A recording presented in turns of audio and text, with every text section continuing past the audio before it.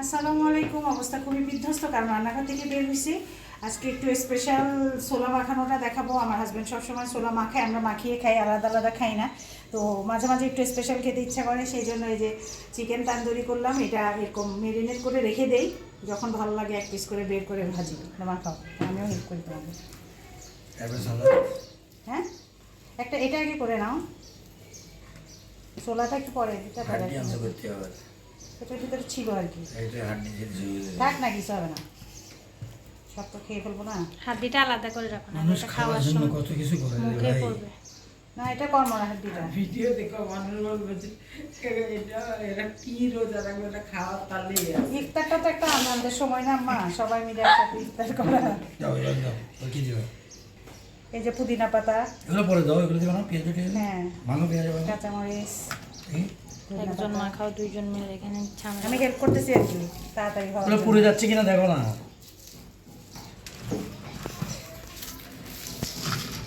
আমি দেখি আম্মা তুমি যাও না চুলা কাছে, আল্লাহর রাস্তায় আম্মাকে কন্ট্রোল করা যায় না।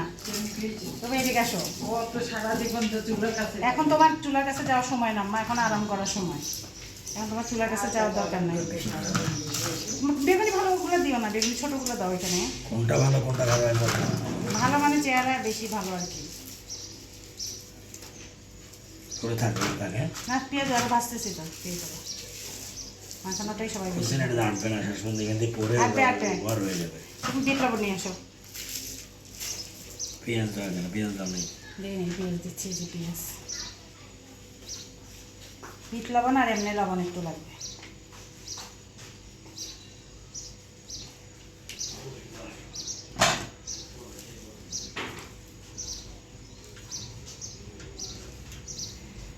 একটু সরিষার তেল দিব, একটু সরিষার তেলটা নিয়ে এসো, ওটা দিলে একটু টেস্ট হবে। বিট লবণ, সরিষার তেল। মাখানো তো অবশ্যই সরিষা তেল দিতে হ্যাঁ, ওটা না দিলে মজা লাগবে না। এমনি ছোলাতে মাখানোটাই বেশি মজা হয়। সরিষার তেল দাও একটু। এই আওয়াজ করে কিসে? চামচ নিতে হবে তো, এই যে চামচ ওখানে।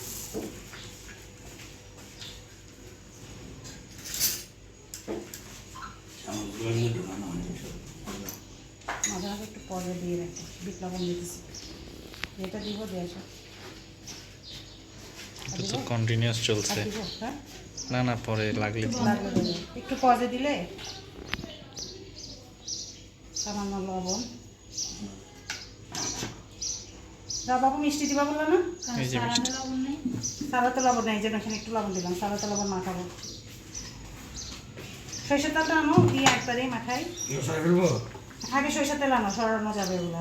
আজকে সবাই চেম্বারে যেতে হবে না, এগুলো খেয়ে লুটপাট হয়ে ঘুমাইতে জিলাপি দেই সব সময়, আজকে জিলাপি আনা হয় না, আজকে বালুশাই দিচ্ছি। একটু মিষ্টি হলে কিন্তু মজা লাগে। আমাকে এটা বড় হয়ে গেছে, জিলাপি নাই যে। না, জিলাপি নাই, যেটা সত্যি। দাও, দাও। অনেকগুলো আর তিনটা দিলেও কিছু হবে না না। না, তিনটা তেল বেশি হয়ে যাবে। কোনো দিনও বেশি হবে না। থাক, দুইটা না না, এগুলো একটু একটু হবে, সমস্যা নেই। এগুলো বালুশাই এমনি মিষ্টি কম। না না না, দিও না।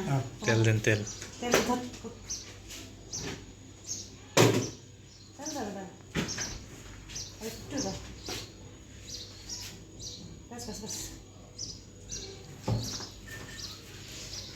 বড় একটা গামলা নেওয়ার দরকার ছিল না।